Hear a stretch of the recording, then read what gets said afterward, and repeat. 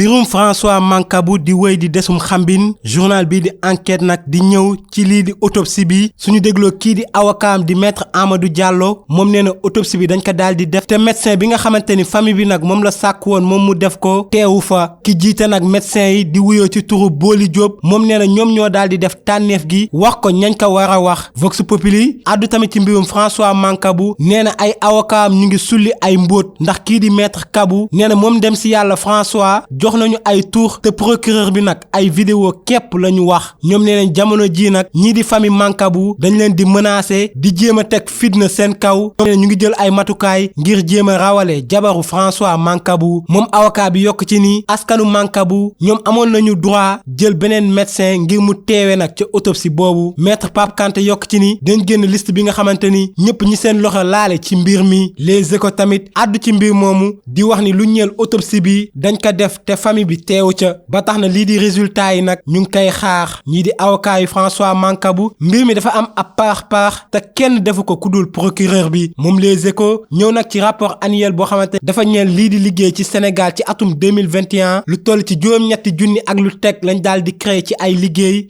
junni téeméer ak ñeent fukk ak juróom benn lañ ci daal di ñàkk ñaari téeméer ak fukk ak juróom benn bërëbu liggéey kaay nag ñu daal di koy tëj Walf Quotidien ci mbir moomu tamit la def ci xëtam mu njëkk di ñu xamal ni lu toll ci ñaari téeméer ak fukk ak juróom benn bërëbu liggéeyukaay la ñu tëj ci suñu réew Sénégal ci atum 2021 moom jëwriñ gi nga xamante ni mooy wàllum liggéey bi sax di Samba Sy moo nekk ci xët mu njëkk laas li mu xamle nag mooy lu toll ci ñaari téeméeru entreprise lañ daal di tëj junni téeméer ak ñeent fukk ak juróom benn liggéey ñu ñàkk ko ci atum 2021 lu ñeel liggéey boobu nag doomu aadama ya fay dem ci bërëb yooyu Le Soleil di ñu xamal ne ci atum 2021 lu toll ci junni ñetti téeméer ak ñeent fukk nag ñoo ci am ay gaañu ci seen bërëb liggéeykaay juróom benn téeméer ak juróom fukk ak benn doomi aadama ñoom ak seen entreprise nag am ay jafe-jafe ci wàllum yoon fitna di wéy di am ci campagne bi le mandat nag di ñu xamal ni ay jàppante yu metti mooy am diggante ñii di coalition yi ñenn ñi sax di si am ay gaañu-gaañu yu metti L'Obs moom dafa gis ni nag lu ñeel élection palum député yi deret mooy xeeñ ay sànnante xeer gaañante ak paaka ak jaasi wala sax génn fetal moo am ci campagne bilee ndax démb ca Kaolack ay jàppante yu metti moo amoon diggante farandoo ak Ousmane Sonko ak ndaw yu Benno Bokk Yaakaar moom journalu Groupe Futurs Médias bi ñëw nag ci ab ñaawteef bu rëy benn liir bu toll ci fukk ak ñeenti weer nag la yaay ji daal di rey paaka la daal di jël jamate ko ba mu toll ci juróom-ñaari yoon mu ngi def jëf ju ñaaw ji nag ba baay ja demee liggéeyi Bougane Gueye Dany moom mi nga xamante ni moom journal La Tribune moo nekk ci xët mu njëkk journal bi moom nag fukki poñ la daal di génn ngir xeex ak Macky Sall ak nguuram université Cheikh Anta Diop ak université Gaston Berger ba ca Ndar ñoom ñaar ñëpp dañ leen tëj Le Quotidien moo bind lu ni mel du ñu xamal ni nag campus social bu Ndar tëj nañ ko ñu jiite bu UCAD nag ñoom jamono jilee dajaloo nañu